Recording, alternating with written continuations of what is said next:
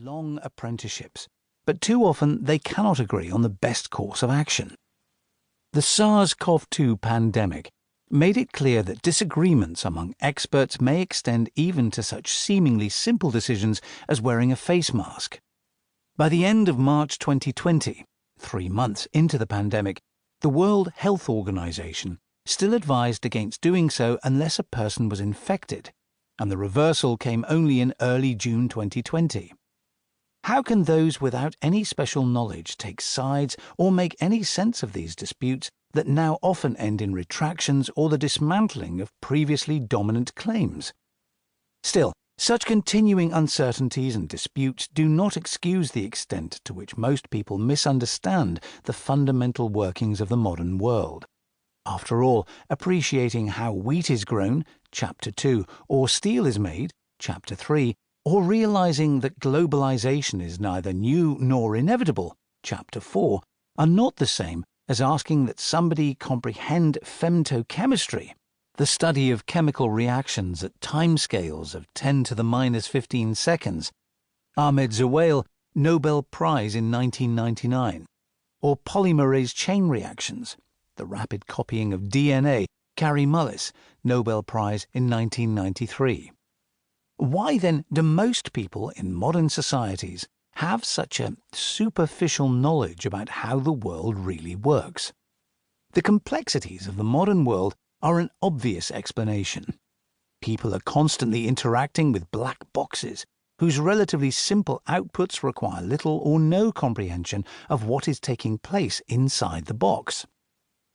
This is as true of such ubiquitous devices as mobile phones and laptops. Typing a simple query does the trick, as it is of mass-scale procedures such as vaccination. Certainly the best planetary example of 2021, with typically the rolling up of a sleeve being the only comprehensible part.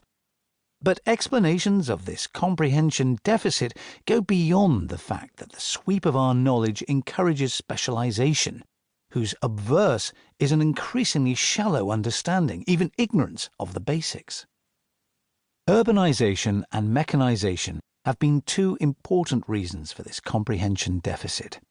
Since the year 2007, more than half of humanity has lived in cities, more than 80% in all affluent countries, and, unlike in the industrializing cities of the 19th and early 20th centuries, jobs in modern urban areas are largely in services.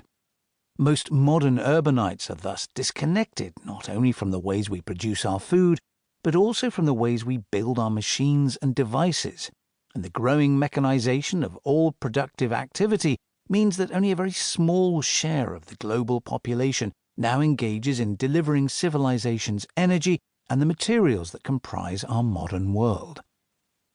America has only about 3 million men and women, farm owners and hired labor, directly engaged in producing food. People who actually plow the fields, sow the seeds, apply fertilizer, eradicate weeds, harvest the crops. Picking fruit and vegetables is the most labor-intensive part of the process, and take care of the animals. That is less than 1% of the country's population. And hence it is no wonder that most Americans have no idea, or only some vague notion, about how their bread or their cuts of meat came to be. Combines harvest wheat, but do they also harvest soybeans or lentils? How long does it take for a tiny piglet to become a pork chop? Weeks or years? The vast majority of Americans simply don't know, and they have plenty of company. China is the world's largest producer of steel, smelting, casting, and rolling nearly 1 billion tons of it every year, but all of that is done by less than 0.25% of China's 1.4 billion people. Only a tiny percentage of the Chinese population will ever stand close to a blast furnace, or see the continuous casting mill with its red ribbons of hot, moving steel. And this disconnect is the case across the world. The other major reason for the poor and declining understanding of those fundamental processes that deliver energy, as food or as fuels, and durable materials, whether metals, non-metallic minerals or concrete, is that they have come to be